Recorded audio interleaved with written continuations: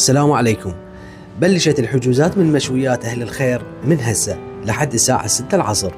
اتصل الآن على الأرقام 077 376 076 و 078 376 076.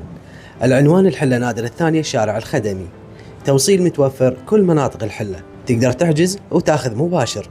لحوم عراقية وذبح باليد، جربها اليوم تتذكرها دوم. مشويات مول أهل الخير.